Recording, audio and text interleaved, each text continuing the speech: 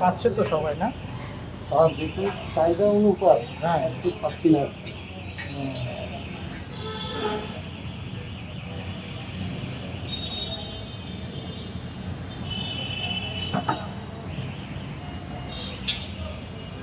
পাঁচশো 580 580 580 7টা না না 7টা ধরে দেখাই দাও। চারটে দেন অবশ্যই বলে দেবেন। সিজি সামদানি না? জি জি এটা হলো অক্টেন না? একটা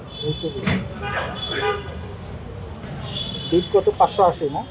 হ্যাঁ 580 3176 হ্যাঁ 3176 আছে 580 76 এখান থেকে স্যার আপনার মাইনাস হয়ে যাবে 550 3176 আপনি মাইনাসটা তো রিজার্ভ রেট আর ওই যে ড্রাই যেটা থাকে ওটা এটা চলে যাবে সামথিং 3176 আর হলো ইয়েলো ডিজিটাল ডিজেলটা না?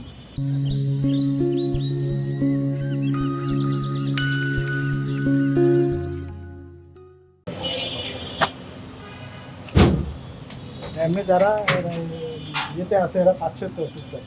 স্যার যে যা যতটুকু পারতেছেন দিচ্ছেন তো? হ্যাঁ ততটুকু দিচ্ছি।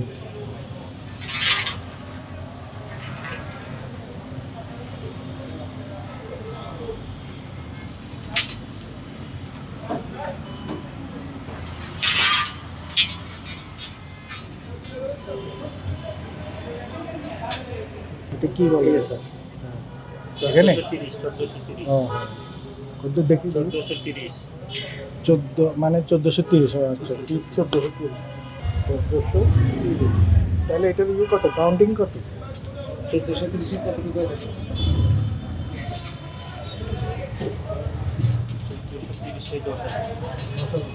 10,000 এর থেকে বাদ যাবে 600-700 মিটারের মতো বাদ যাবে। Dry, পুরাটাই নিলাম ড্রাই তো এটা 10,075 না? ওকে মোবাইল কোডের মাধ্যমে পেট্রোল পাম্পগুলোতে দেখছি যে জ্বালানি তেল কতটুকু পরিমাণে তাদের কাছে আছে। আমরা ডিপগুলো চেক করে দেখতেছি, তাদের যতটুকু আছে তাদেরকে আমরা গ্রাহক পর্যায়ে সরবরাহ করার জন্য জানানো হচ্ছে এবং তারা সেভাবে করে সাপ্লাই দিচ্ছে এবং ডিপো থেকে তারা তেল পাওয়ার আসার সাথে সাথে তারা ওগুলো আবার আনলোডিং করে সাপ্লাই দেই করবে।